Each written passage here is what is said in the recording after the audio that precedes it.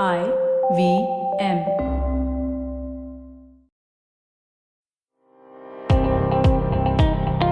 Welcome to All Things Policy, a daily podcast supported by Pragati, a flagship media initiative of the Takshashila Institution. We're a bunch of policy nerds based in Bengaluru, and we like to bring a fresh perspective to Indian affairs and an Indian perspective to global affairs. So grab a cup of coffee, sit back, and join us for today's chat. Hello and welcome to All Things Policy. In the past few years, we have seen AI's capabilities and application increase many folds. Many experts predict that these applications will not be incremental, but they could transform the way we do things. This transformative impact is expected to rival or even exceed that of the Industrial Revolution. So it's no wonder that countries are trying to build their AI capabilities, and we see a lot of geopolitical rivalry playing out in this field. So to help us understand where India stands in AI innovation and to make sense of the surrounding geopolitics, we have with us Husan Chahal. So Husan is a researcher on AI and geopolitics, and she has studied this subject extensively. So welcome, Husan. It's great to be here. We'll just start with first about understanding India's capabilities in AI and how does it compare with other countries? Can you walk us through that? Sure. Well, thanks so much, Bharath, for the introduction. I'd say that there are several different ways to look at comparing AI capabilities between countries, but one which some of our work at CSET, at Georgetown University Center for Security and Emerging Technology, undertook kind of dealt with comparing different countries in a data-driven way across a set of crucial AI indicators. And there are specifically 5 of them that we can think can be seen as kind of foundational and which also represent CSET's own active lines of research and studying AI. And this includes talent, research, patents, companies and investment, and compute. So if you see India's performance across these indicators vis-a-vis other countries, you actually get a mixed picture. We see that India benefits from having a huge tech talent pool, being one of the top producers of AI research, and having a rapidly growing innovation scene through its buzzing startup ecosystem. But it lags on compute, research collaborations, and investment flows into its tech sector. So to illustrate this more properly, let me give you a quick peek into some of these numbers. So for talent, we see that India has a huge talent pool to draw from. The country produces almost 7 times more bachelor's graduates in engineering as the United States, and almost twice as many master's level graduates compared to the US. Even when you look at indicators evaluating the workforce in India, and not only students, as the Stanford HAI index did, you see that the share of AI skills as part of the top 50 skills in the Indian workforce is the highest in the world, which indicates that India's workforce is perhaps most adept to AI skills. So there's no dearth of science and tech talent, and specifically AI talent. But where it lags a little is in providing the right environment to nurture this talent in order to make truly cutting-edge innovations and big breakthroughs in this field. So despite all the high numbers of bachelor's and master's engineering students in comparison to the US, India produces less than 1/3 PhDs compared to the US. And this trend is due to a compendium of reasons, including weaknesses in its higher education sector, coming from absence of sufficient research centers in most Indian universities, shortage of qualified thesis advisors, lack of access to financial support to its students, and so much more, which other experts can say more in detail. Basically, all of this is contributing to affecting the quality of higher education in India, and its economy, with its slow job growth, is not able to retain this raw talent pool. So you see a lot of students either settling for less in life or moving abroad and doing more there, which I should say is not the bigger problem, because these diaspora populations also have a role to play as connectors and also as sources of educational exchanges, remittances, investment flows, and a lot more.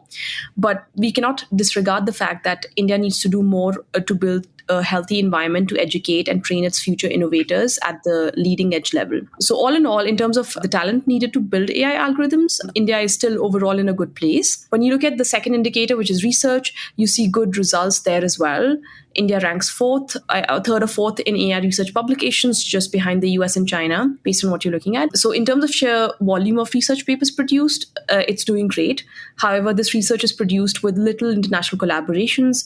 Less than 16% of all of India's AI papers had at least one non-Indian co-author, which is actually the lowest share among all of the top 10 AI research producing countries. So unsurprisingly, it kind of lags even more on citations received on these papers, which is usually seen as a measure of research paper quality. So overall, India is doing great on volume of research, but so on the quality and impact of its research. So again, mixed picture here. Moving on, I should say that a good way to measure the transformation of this research into inventions, basically a good measure to see the types of innovations happening in any country is to see the number of patents that are getting filed in a specific field in that country. Now, this is where, contrary to popular thinking, India has been doing well, especially in recent years. To our surprise, India ranked in the top 10 AI patent producing countries in the world and witnessed a particularly high growth in patent applications of roughly 10 times in 2018 in comparison to 2012. Now, this means that there are a decent number of AI inventions happening in its market. India may not be a leader like South Korea and Japan in this domain, but you can say that in this space it is fast growing and doing okay so far. An area where India clearly lags right now is on the compute side. Now, India currently does not have a domestic capacity to manufacture the cutting edge AI chips needed to cost effectively process petabytes of data, even though there has been a recent push to do so. Some would even say that India has missed the boat and is coming almost 50 years late to the semiconductor manufacturing space. But I'll just say that semiconductors today are no longer an art, they are a science, and the design process is highly automated and can be set up anywhere in the world. Anyways, without going more into that, I'll just say that India lags in this domain, even when you see metrics relevant to cloud compute spending, which is bought from private vendors such as AWS and Google Cloud. The market in India currently is spending very small proportions on cloud compute, but this is also projected to be a high growth area by several forecasts. So let's see how this goes on in the next few years. Last but not the least is the companies and investment indicator. And I'd say that India's buzzing startup ecosystem is pretty big. By some estimates, it is the third largest. And for sure, it is a fast growing area when you look at the AI space. There has been significant growth in investment flows into Indian AI companies in recent years, especially after 2018. US equity investors we saw were the biggest players, far bigger than China or any other countries. But one thing to note is that Indian investment deal sizes are very small in comparison to, let's say, like US or China. So yes, India has a lot of AI companies, and yes, there are a lot of deals happening, but most of these are not big ticket investments, and rather they're like more of the pre-seed, seed, angel, or like Series A, Series B kind of rounds. So overall, you can say that India has a very active early stage market, which is fast growing, but can do more in terms of attracting bigger investments. So like I said, we get a mixed picture everywhere when we sit down to compare India's AI capabilities with other countries. Somewhere it leads, such as in the volume of tech talent pool, and somewhere it lags, such as in compute needed to train AI algorithms. But mostly it is a pretty mixed picture with some goods and some bads all linked up together. That's really interesting, Sun. So I think it's the same story in other fields as well. So wherever there's, India ranks high on talent. Say even for semiconductors, India has got a lot of talented people working in the supply chain. But when it comes to the R&D and the investments and capital intensive parts of the supply chain, there's not too much activity going on there. So to get a little bit deeper into what you just mentioned. So you have all of these different areas, and India has some strengths and some areas where it needs to improve. So there's another aspect to this a lot of people talk about. So one is when you have to apply AI to different applications. So you have data and you have the models, and while building the foundational models requires a lot of investments and talent and compute and all of that.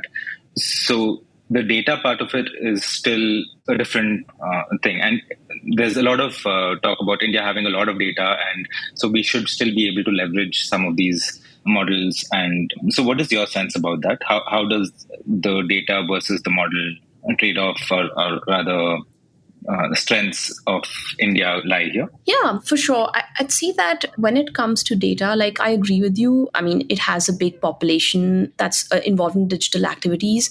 But I'd say that it's with data, like in particular, it's kind of a different question in the sense that often data is very task specific and environment specific.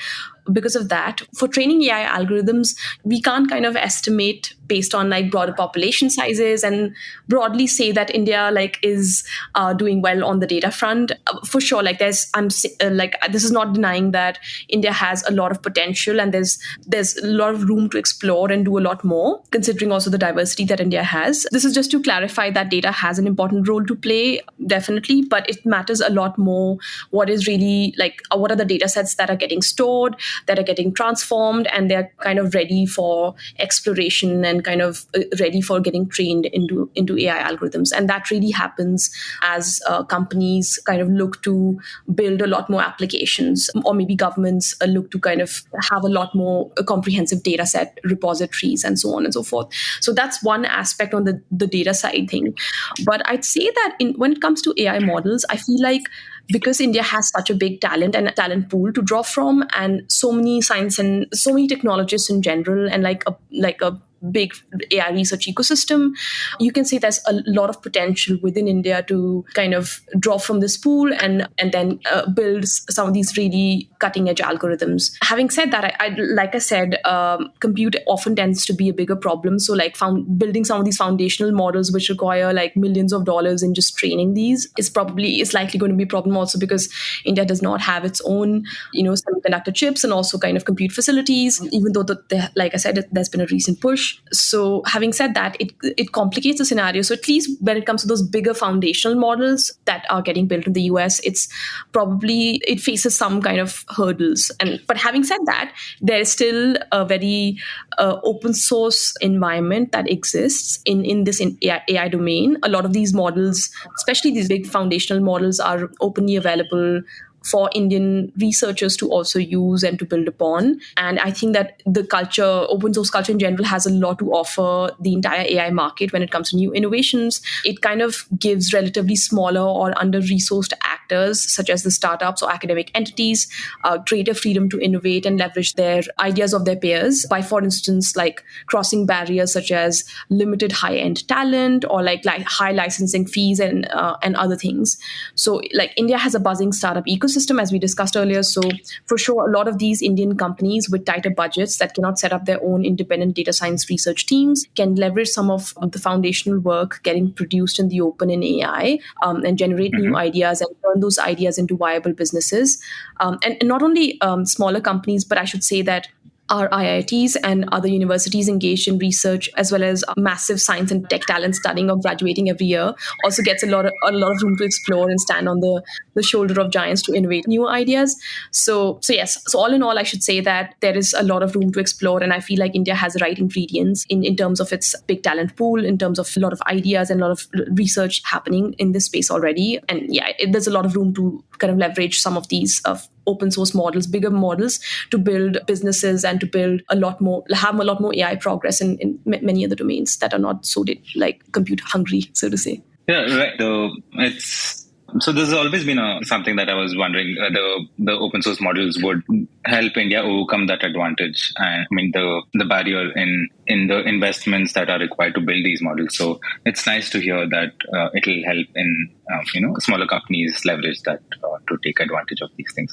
So moving forward, I think the Center for Security and Emerging Technology, where you were working, they published this paper on national power after AI. So in this paper, the authors argue that AI will not really result in just an incremental increase in capabilities, but it will alter great power competition in foundational ways. So it's basically saying that it's not going to be like a 10% increase in overall capabilities across these different domains, but a radical transformation of the way we do things. So whether it's from industry or education or healthcare or in so many different applications, it's going to be a very radical transformation. So in this context, how do we see cross-border collaboration and competition playing out in AI? So we already see that there's a lot of competition between US and China in semiconductors. There have been these sanctions. Even on the AI chips, there have been some sanctions against China. So in AI specifically, how do we see the geopolitics playing out?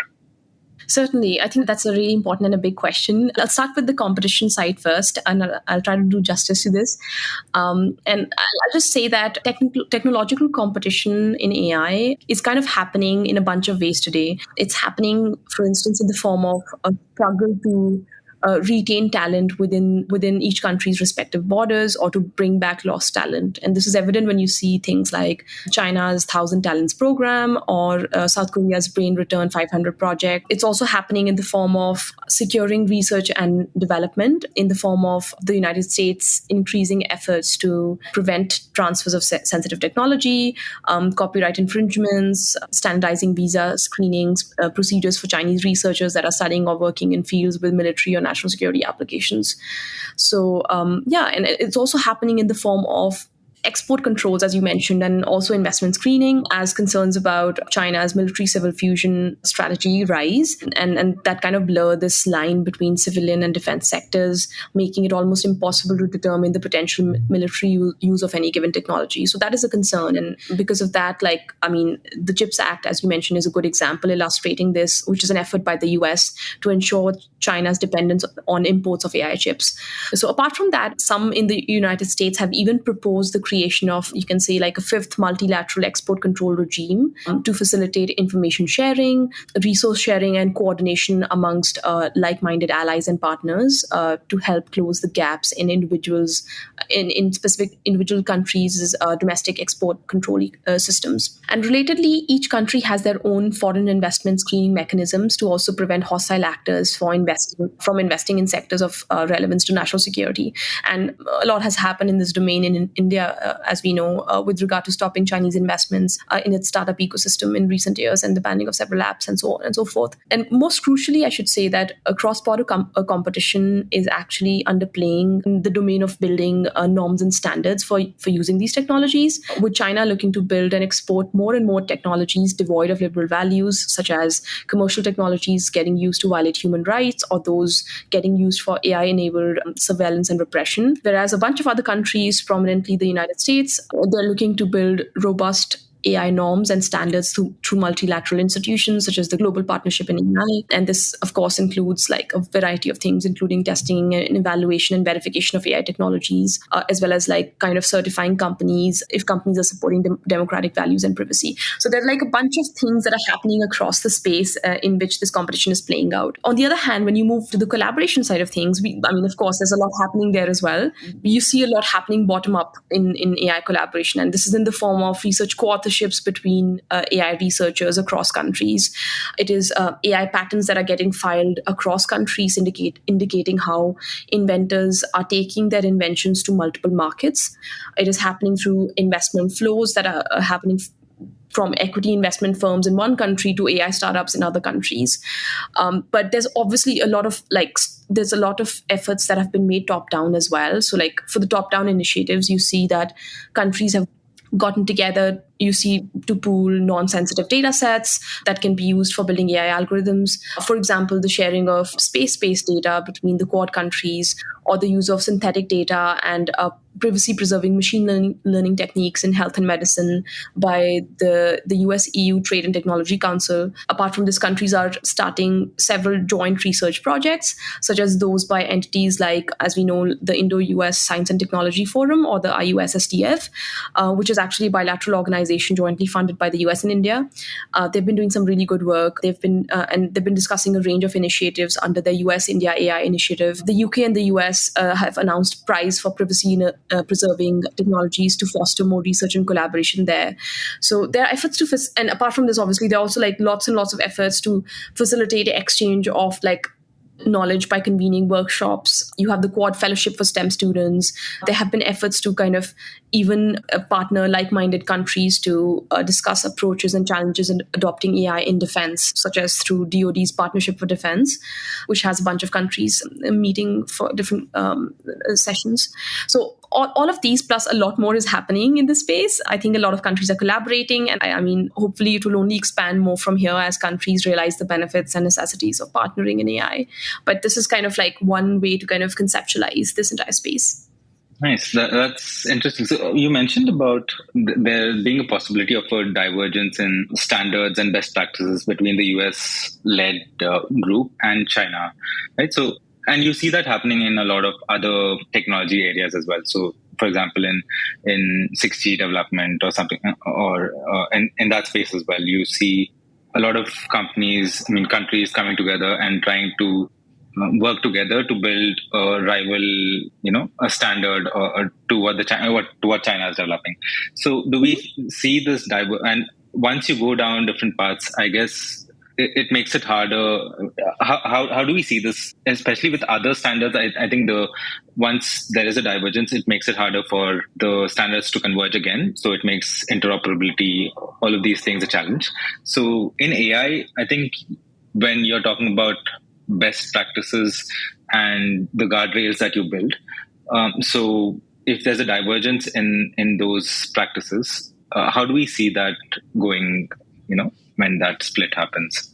I think it's really interesting. And I think that if I have to think about this, I'll say that when standards and when countries diverge on standards and best practices within AI, that kind of leads to what I should say is developing the technology in ways which is like happening in like specific ecosystems is what I'm one way to put it. Like, for instance, I mean, we have such a globalized world and there's so much trade and so much exchanges that keeps happening. And I mean, within the AI sector itself, the moment we talk about semiconductors, we understand how globalized this entire semiconductor supply chain is. And it's really hard for me to kind of think that countries can shy away from developing standards that are common between them. It is going to be a very hard exercise, but if countries do actually end up having such divergences in the way that they have these standards and norms,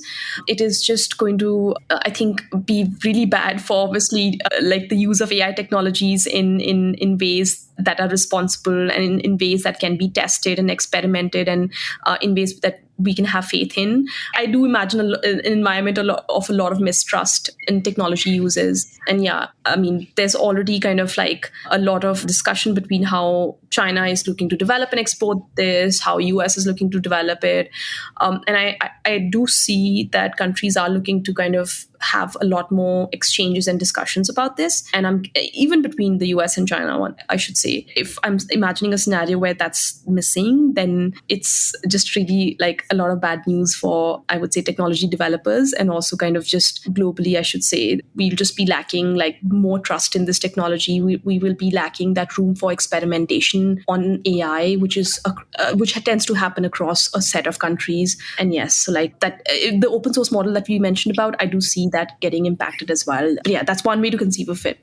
Right. I think, there might be a lot of people in countries interested in what China has to offer as well. So, like, this could be used maybe for strengthening an authoritarian leadership in terms of the potential that it has to surveil the citizens or all of these applications, right? So I'm sure there will be different approaches that countries are going to take, and like you said, that will impact the trust that people have and how these models are developed and all of these things, right? Yeah. Mm-hmm. Yeah. Yeah. So let's take a quick break, and we'll come back and discuss the rest of the risks from AI and how different countries perceive them. Sounds good.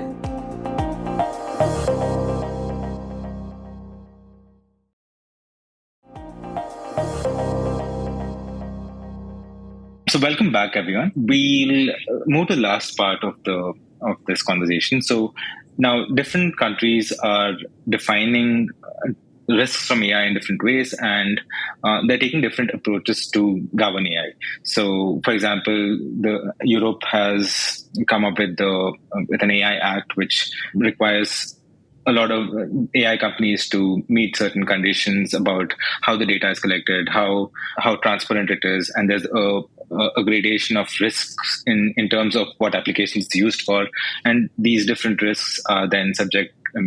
Different categories of AI based on these different risks are subject to varying levels of, compliance requirements. So If you look at, Hussein, from your experience, if you look at different countries across the world, how are they defining these risks from AI? Is there any common ground amongst these different definitions? And how are they approaching, governing these, mitigating these risks? That is $1 million question if you ask me, Bharat. And I should say that there is some work that I'm involved in, which is ongoing on this. So I'll probably have better answers for you once we finish our study. But broadly speaking, as you mentioned, AI risk is very subjective and context specific. Different state actors have attempted to categorize AI risk in ways that makes it more understandable and hence governable for them. And of course, this is through a wide range of risk mitigation strategies. You have AI policy documents, you have even formal laws.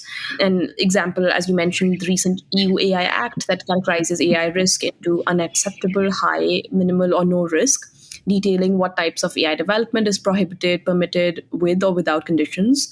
The United States NIST, that is the National Institute of Standards and Technology, recently published its second draft discussing its AI risk management framework. Even China actually has published a series of documents, some of which discuss and even classify AI risk levels and place requirements on applications in each tier. For now, there seems to be some similarities and some differences in the way each of these actors perceive the risks coming from AI. For instance, the EU AI Act focuses mostly on risks coming from those systems that they've classified as high risk, such as AI used in biometrics identification, in employment decisions, in medical devices, etc. And in comparison to this, I should say that the NIST AI risk management framework identifies AI risks more through the lens of negative consequences for end users, that are people, organizations, and systems or ecosystems. From China's viewpoint, any infringement on personal privacy is seen as risky, but their guidelines see risk coming only from private companies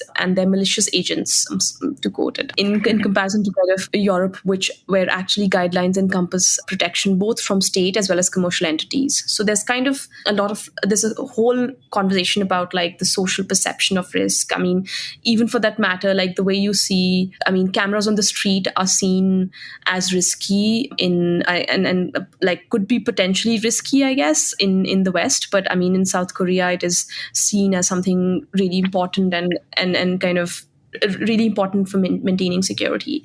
So in that sense, I should say that there are like divergences in what gets prioritized as risky by one actor versus the other. And overall, states appear to differ in the way that they perceive this nature, degree, and urgency of AI risks. I'll just say that more on that soon. And hopefully, like once we have our study finished, we can tell you how much and who all differ. And so I'll just say stay tuned for that. Nice. I'm really looking forward to reading more about it once you have more to say on this. Just to conclude, I remember reading that there's something there's going to be a section on AI governance in the upcoming Digital India Act. Is that going to be like a governance framework? Any idea that what it might include from your understanding? Yeah, I've been waiting for the Digital India Act like draft to come out.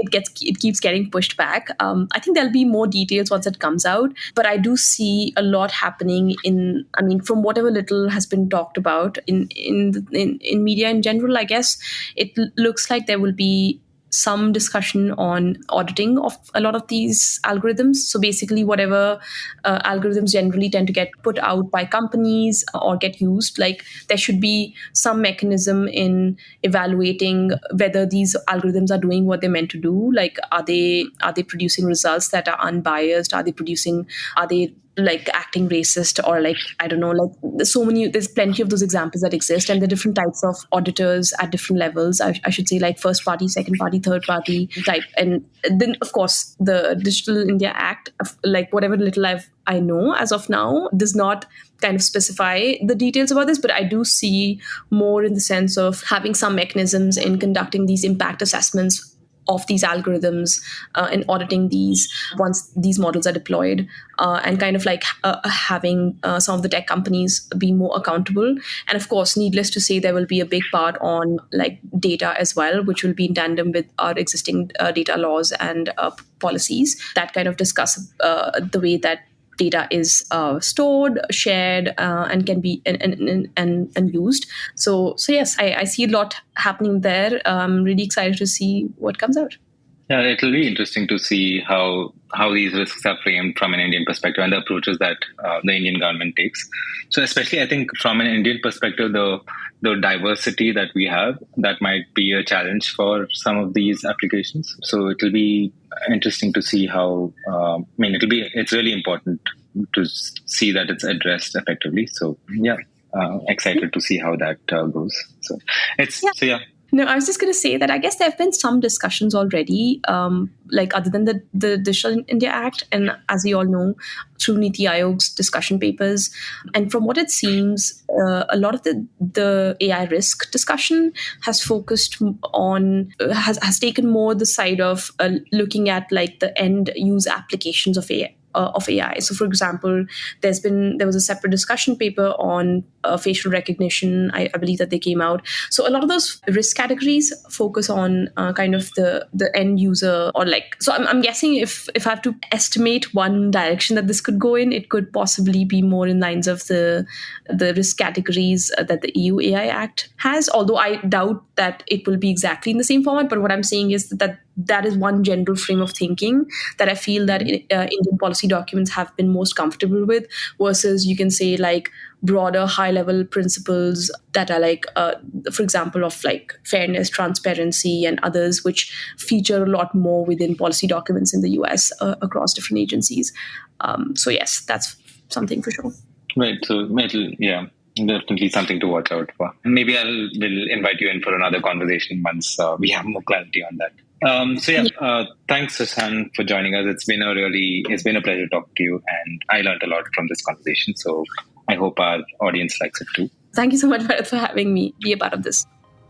Yeah. So thanks, Husan. And if you like the things we talk about on this podcast, do check out our public policy programs. So we have 12-week programs in public policy in 3 different specializations: technology and policy, advanced public policy, and defense and foreign affairs.